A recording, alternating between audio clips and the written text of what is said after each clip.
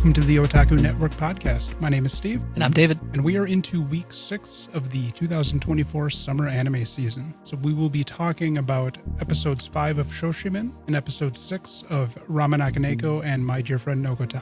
This week of Shoshimin brings us to what appears to be a standalone mystery. It begins with Jogoro running into Yuki in the hallway after school, and Yuki is upset, sheds a little bit of tear, but is mostly non-commental. She mentions something about, what did she do to deserve the treatment that she's getting? Jogoro assumes that something happened and she got called into the counselor's office again. And Yuki runs off telling him that she needs to go get some pastry-based therapy at Humpty Dumpty and tells him to meet her there. Instead, he goes to find Kengo because he wants to presumably discuss the problems with Yuki with his friend. But that gets waylaid as Kengo instead recruits him to solve a mystery at his club, which is the student newspaper. So the mystery before him is that the 4 freshmen seated before him that are part of the student newspaper had kind of done Russian roulette with a German pastry. The loser of the game would have to write an article about the new bakery that opened up where they got the pastries from. The concept of it is that one of the pastries would be filled with mustard unknowingly, and whoever got the mustard one would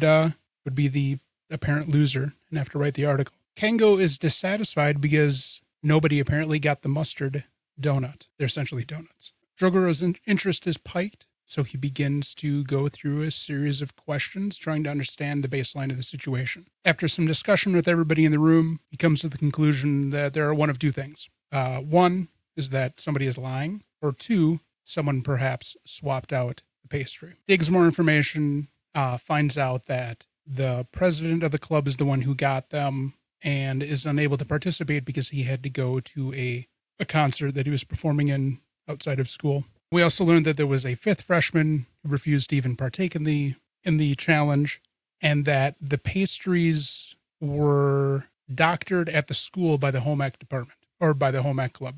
So he goes to the home ec room and finds a solitary person there and begins to question him, finding out that he is the one who inserted the surprise in the donut. The surprise, though, was not mustard. It was habanero sauce. So Jogoro comes back to the student newspaper club room with the bottle of sauce and has all of them sample it to rule out that anybody could just fake their way through getting it to avoid writing the article. They all react pretty violently to the heat, so he crosses that one off the list, and so he has to go back and ask some more questions about the scenario. Begins to talk to them about the timeline of when everybody showed up at the club room, and due to one of the students' discussions at 2 different points within the questioning, he figures that his attention was distracted for a period of time around the point where the club's president was helping him finish an article. Then it dawns on him that there were originally 5 pastries. And what had happened is somebody not associated with the club had wandered in to drop off a survey that the classes were doing.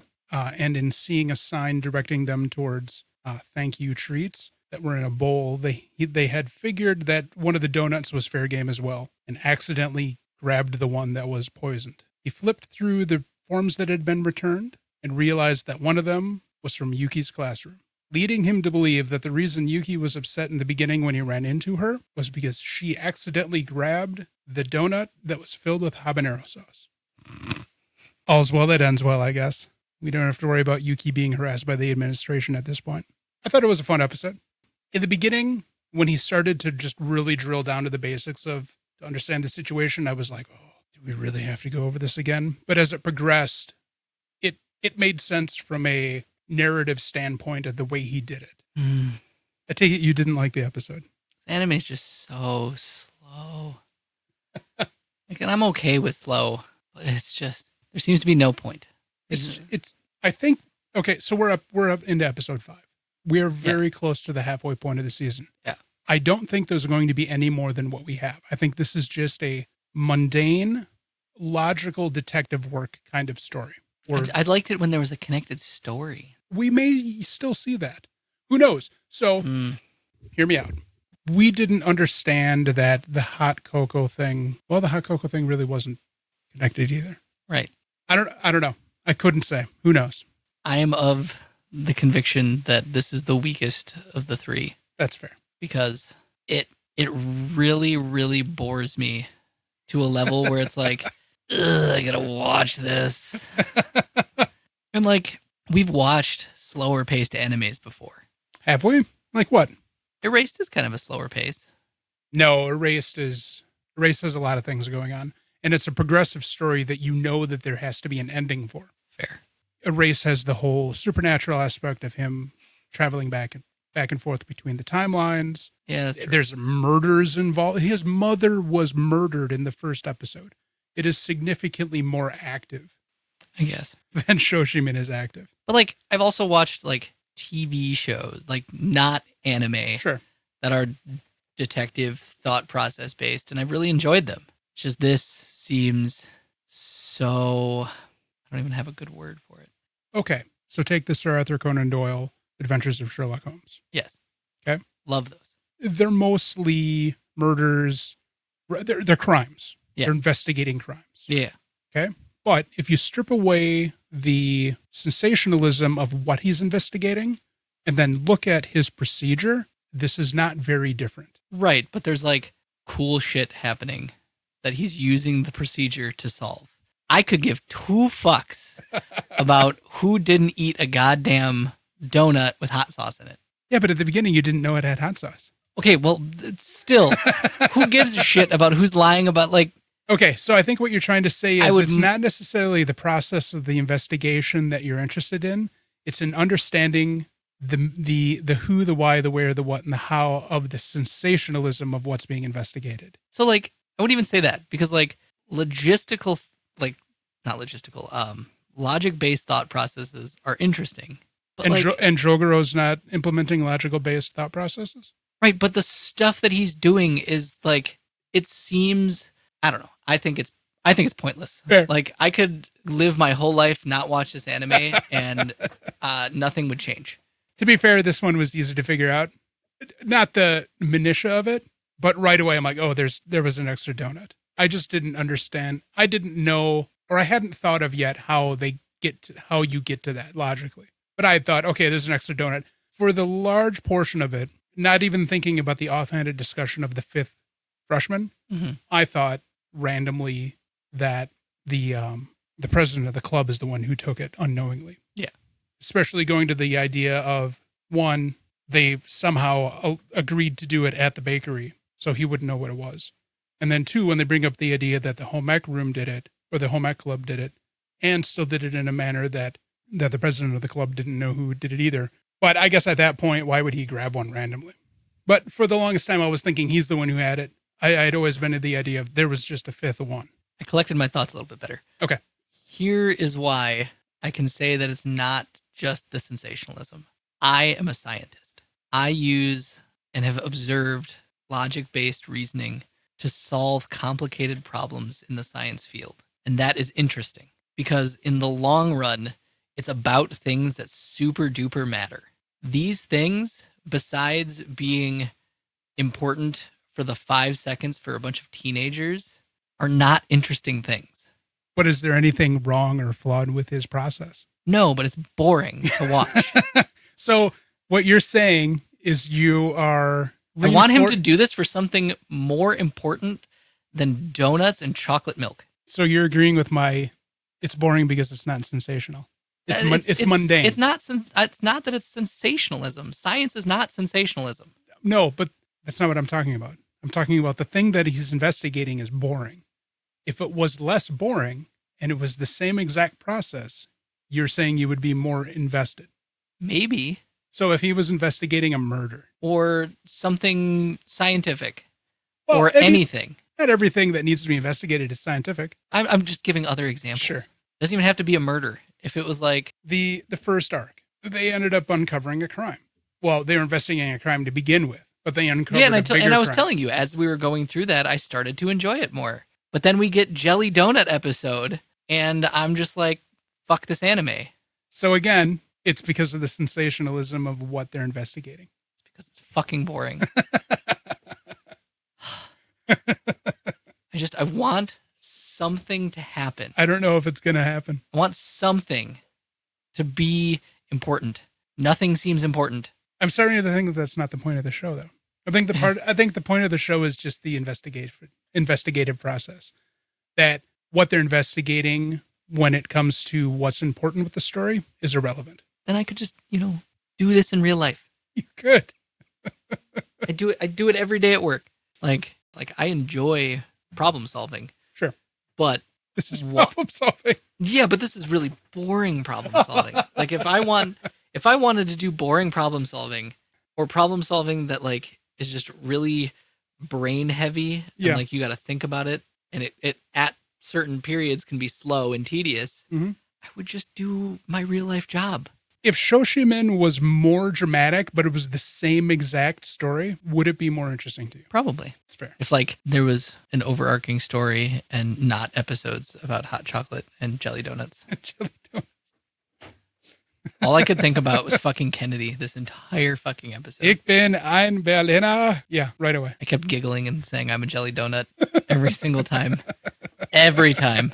All right. I even thought about sending a picture of it to Bridget and being like, I'm a jelly donut. But I was too brain rotted by just trying to stay awake to watch it. Well, you fell asleep when you moved on to Ramen Akaneko. I was so relaxed after watching it because I just didn't. I was like, Quaaludes the anime. I could feel myself mouth breathing. It didn't help too that I was listening to it with my earbuds in. So I'm just like, there's nothing besides this anime in my ears. There's no noise from like my box fan that was in my room. None of the like creaking of my house. It's just this anime. With just their low-key dialogue and no background music and very little actual sound effects. Yeah. So I'm just like, I'm going to fall asleep. I'm going to fucking fall asleep. There is like no background music. No, there isn't. I really noticed that in the beginning of the episode when Jogoro was talking with them in the room. Wait a minute, there is no background music. It made me a little uncomfortable that there was no background music. Because usually in most things, there's usually like music in the background. Except in real life in a lot of cases. Shut up. I know. The show is realistic. Too realistic. I think that's your big problem with it. Well, you're not invested. There's nothing to be invested in. It's too realistic. It's very realistic. Too realistic. It's real life, the anime. I'm waiting for somebody to start doing their taxes.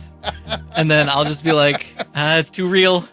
This is just Second Life, the anime. Except we're stuck in high school. We got the shitty ending. It's just perpetual high school. Do you need a beach episode to be excited? I don't want to see Jogoro in a Speedo. No, it'd be Kengo in the Speedo. Come on, he's the jock. I don't want to see Kengo in the Speedo. Psychic damage. Oh, okay. I took 2d4 this week on Ramen Akaneko. We had another 3-parter where the first one we learn about. Well, we don't learn. We see a group of 3 gentlemen, one much older, one about middle-aged, and then one probably in late teens, early 20s, that go to the ramen shop and want some ramen. Hana is serving them, and they ask her about the different types of broth that there is available. And we kind of learn a little bit about the different broth types that they use. One is a chicken broth, pretty standard, seasoned with soy sauce, and a couple other things that I can't remember exactly. Then you have a lighter sauce that instead of soy sauce, they use salt. And Hana claims that many women prefer it for its more refreshing taste over the heavier sauces of the shoyu and the rich shoyu. Yeah, the shio was light soy sauce, more so. Is it shoyu? Shoyu. Okay. And then there's the rich shoyu that is enriched with chicken fat to really bring out that chicken flavor. And each of the 3 men orders each of the different broths, and Hana goes over and warns Sasaki that they might take pictures. So he heads over and kind of waits a bit for them to, do the deed and pull out their phone, which the younger one does, and Sasaki quickly admonishes the young man. And then the middle-aged man is like, well, what if I want to document it for my health journal? And kind of gets in an argument. And finally, the oldest gentleman is like, stop being disrespectful and just eat the ramen. And they finally enjoy it, and that's kind of where that episode ends. The second episode starts where Tamako is thinking about, or they're asking her about her free meal, and she decides that she doesn't want this free meal because she is very concerned about her weight. So she goes to a cafe, gets a steamed chicken salad, which sounds disgusting. Much rather a roasted chicken.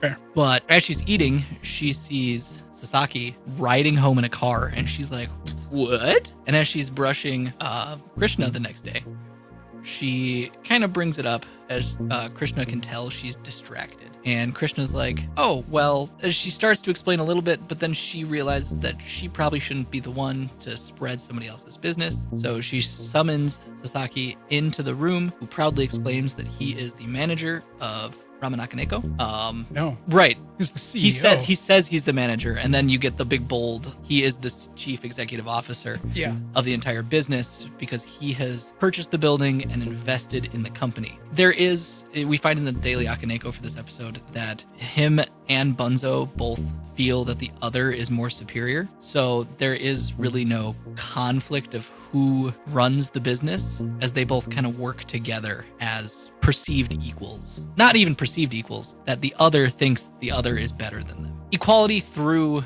miscommunication, I guess. No, they each represent a different, very important aspect of running the business. Right. So it's kind of an equality through differing skills. Yeah. And that kind of wraps up that one. And then in the final episode, we meet Mama-san, who is the bar owner next door for Rat Bar, or Bar Rat. That's what it's called. Yeah. It's like a hostess club, probably. And we find out that she used to brush Krishna and the other cats as just kind of a little part-time thing to help, because she is just a very kind, middle-aged woman who really wants to see these cats be successful. And her bar usually orders food, especially the gyoza, for consumption with her customers who really like, especially during the summer months, pairing the gyoza with beer.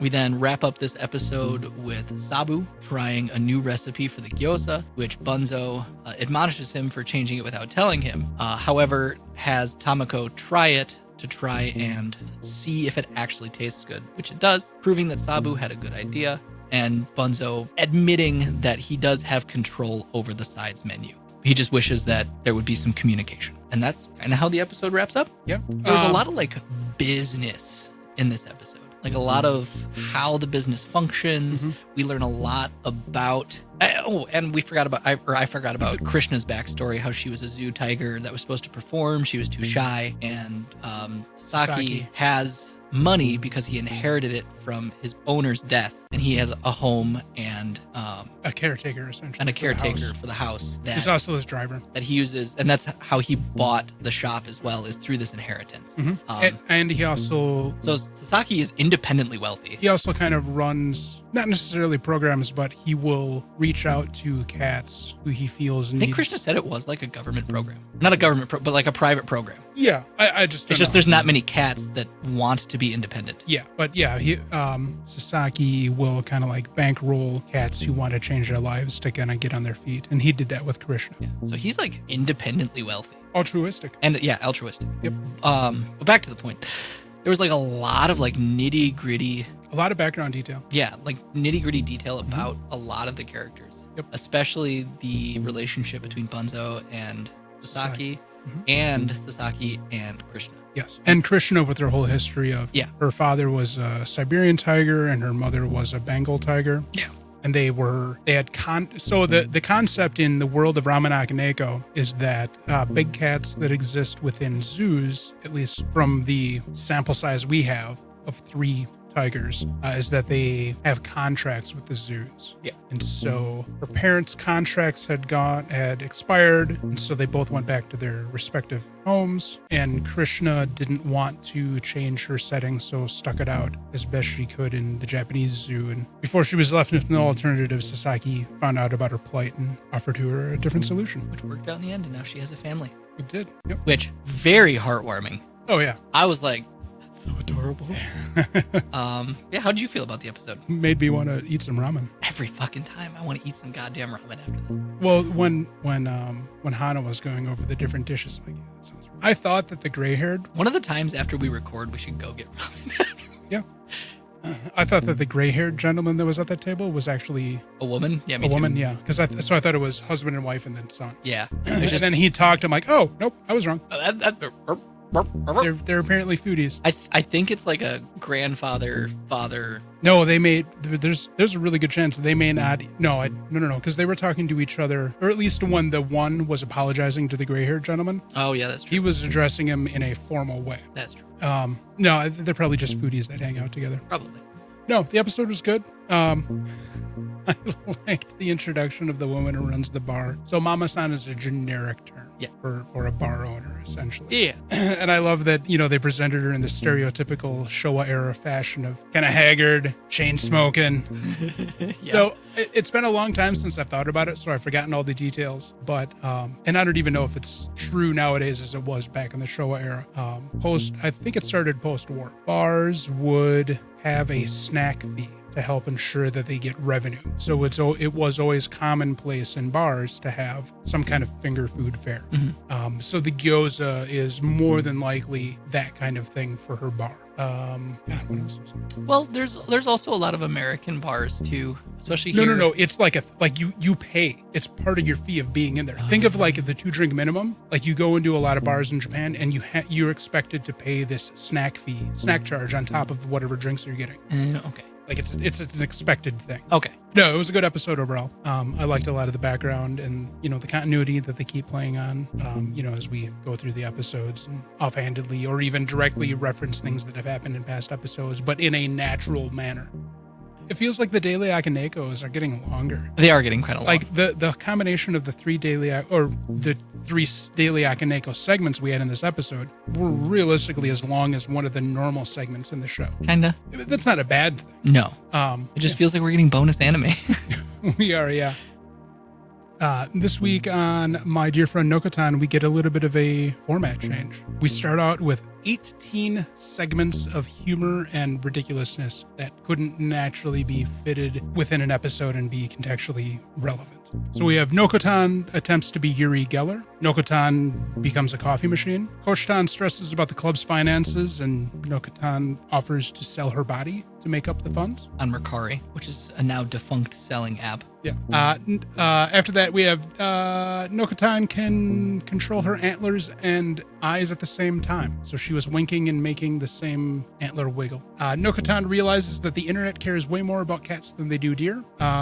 She then comes up with the idea of selling body pillows to raise money for the club. Then she suggests making t-shirts. I would buy one of the t-shirts. I'd buy one of the t-shirts too. Yeah, absolutely. Nokotan asks Koshtan about what colored antler she dropped. This one, there's got to be a gag with this one that I just didn't understand. I had no fucking She clue. was dressed up like Dionysus? a cross between God and Santa. Yeah. I don't know. It was. I think there absolutely has to be something I'm not understanding. that might be like a Japanese culture reference. Could be. I don't know.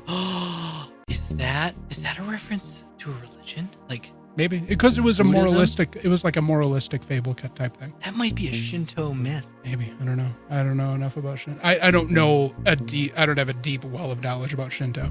Okay, so the premise of the sketch was Nokotan shows up and she's obviously dressed as somebody. Big bushy beard, mustache, whatever. Wearing a robe. Yeah, regalia. Definitely looked deity-like. So she shows up and she's got a golden antler and a silver antler in her hands, and she just continuously asks Koshtan which would she prefer, the gold or the silver. Koshtan gets frustrated with her and says, I don't care, it doesn't matter. And then Nokotan's like, you win, and as payment you'll get the rainbow-colored antler, which blinds her. So it has to mean something. I just don't know what it means. Steve, I figured it out. Okay, what is it? So it's one of Aesop's fables. Okay. The Greek version of the story tells of a woodcutter who accidentally dropped his axe into a river, and because this was his only means of livelihood, sat down and wept. Taking pity on him, the god Hermes, also known as Mercury, dived into the water and returned with a golden axe. Was this what you had lost? Hermes asked, but the woodcutter said it was not, and returned the same answer when a silver axe was brought to the surface. Only when his own tool is produced does he claim it. Impressed by his honesty, the god allows him to keep all three. Nice. Hearing of the man's good fortune, an envious neighbor threw his own axe into the river and wailed for its return. When Hermes appeared and offered him a gold axe, the man greedily claimed it, but was denied both that and the return of his own axe. Okay. Yeah, that does sound familiar. Okay.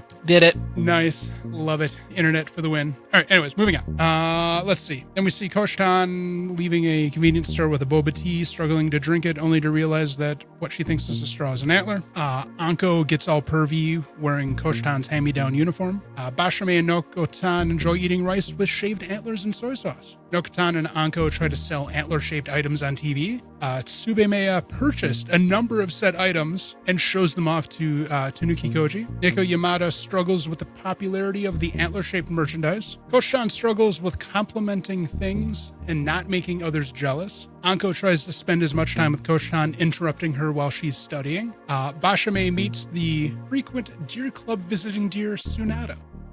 And then the final segment is Nokotan is inspired by watching Bocchi the Rock late at night and decides she wants to start a school band, but because it's Nokotan, she does it with an assortment of unconventional instruments. That's the first half of the show. So we saw 18 randomly length gags, and then in the second half of the show, we actually get into kind of more normal of what we're experiencing with the show, which sees us shift to summer, and Anko damn near sexually assaulting Koshtan because of the shift to the summer school uniform. Nokotan comes to the Deer Club later that day, and she's covered in white spots. Her body, her uniform, everything. So they're trying to figure out what disease she's picked up from eating things off the ground. Then Bashame believes it might be similar to a blight that affects rice paddies, leading to everybody assuming that Nokotan's gonna die.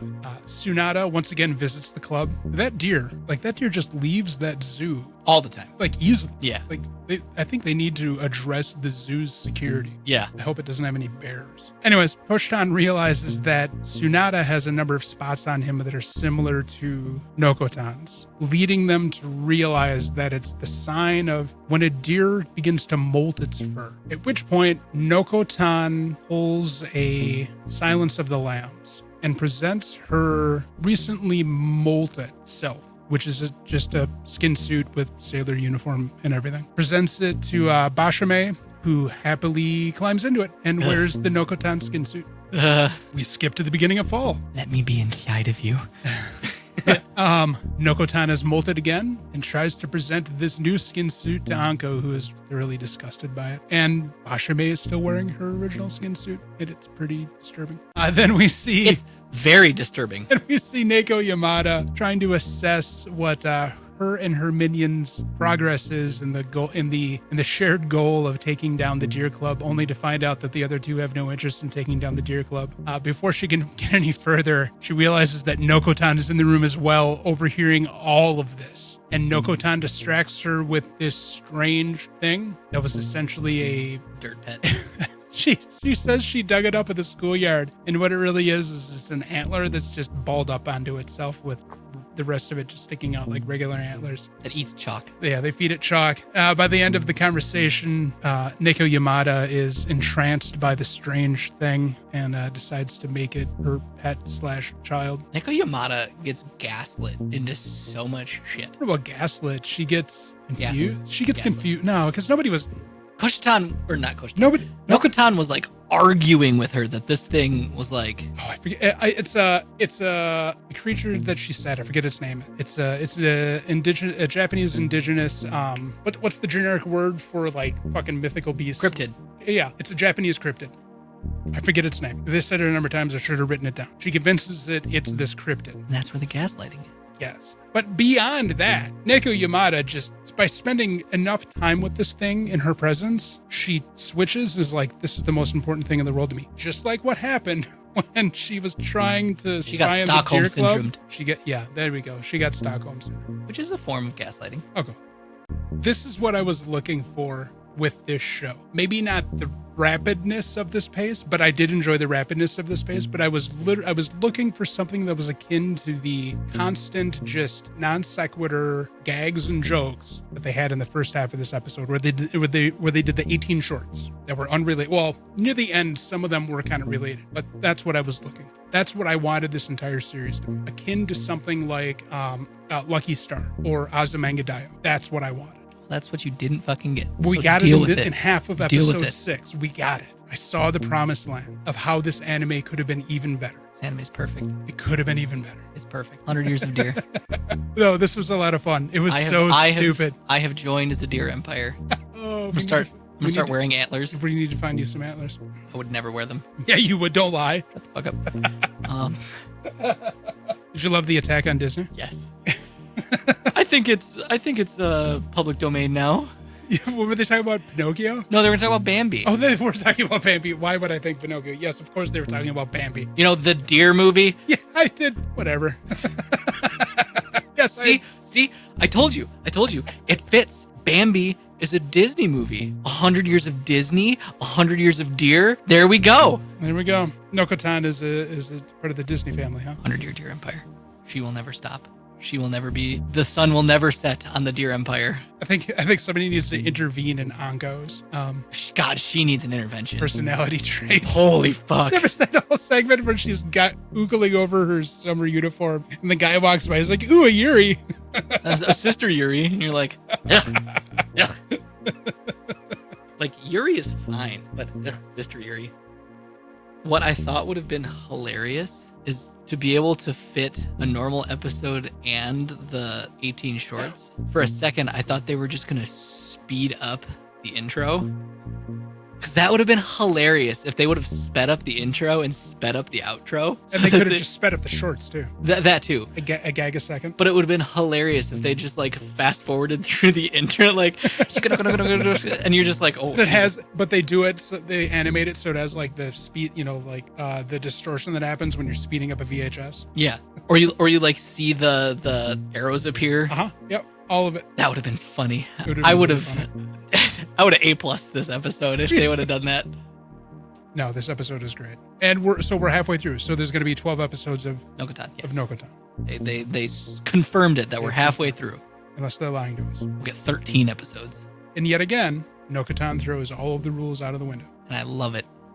Best anime this season. All right, they need to do a Shoshimin style episode. They need to change the artwork and just make it very low key and uneventful. I would McFucking lose it. I would be really upset with you if that happened.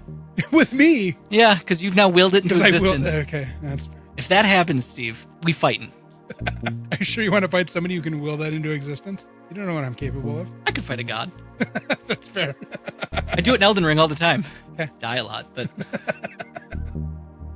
the point is, this anime is awesome. Oh yeah. Let's go to wrap up.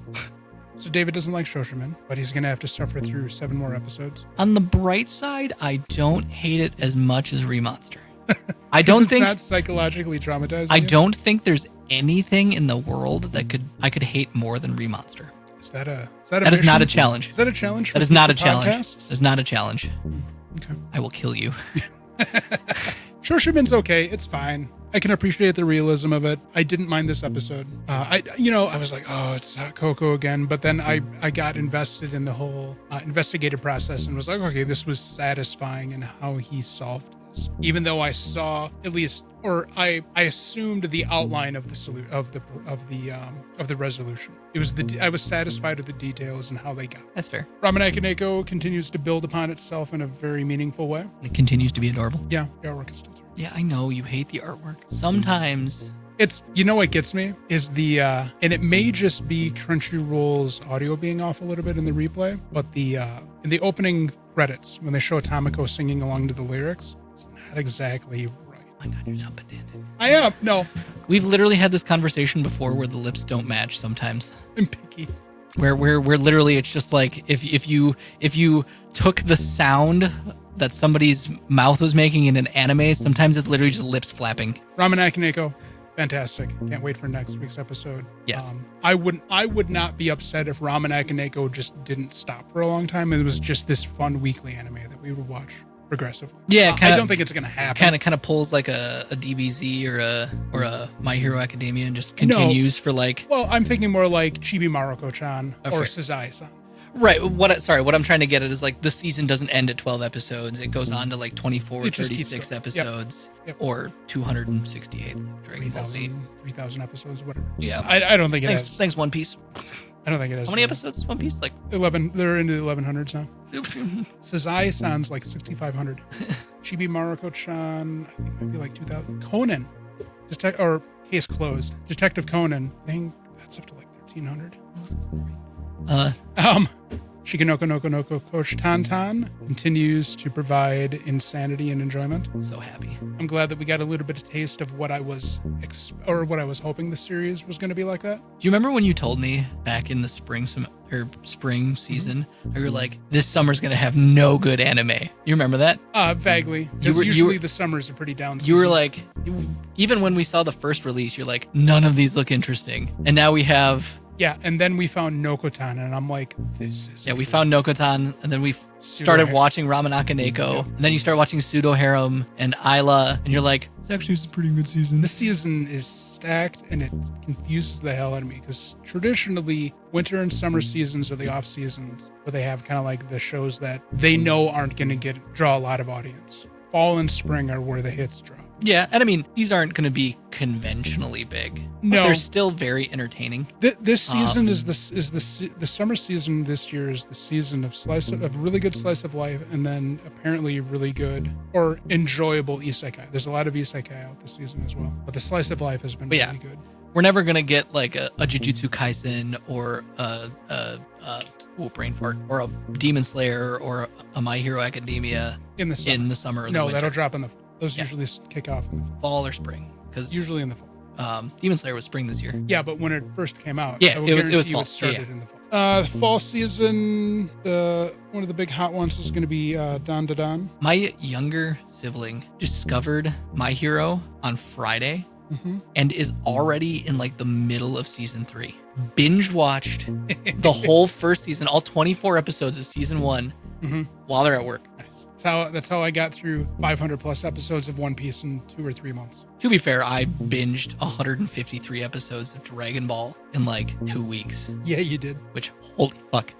Now I'm surprised your brain isn't mush at this point. I'm on episode 22 of DBZ already. All right. Well, thank you again for listening. Do not forget to like and subscribe and spread the word around. Join the Discord. Wow. We've already been discussing some of the merits of Shoshimin in the Discord. Anything else, David? Make sure to feed your nearest deer. Yeah, they like deer crackers. For when they do take over, we want to be on. We want to be on their good side. I gotta turn notifications on for the Discord. Please share with your friends. All right. Thanks for listening. We will see you next week. Goodbye.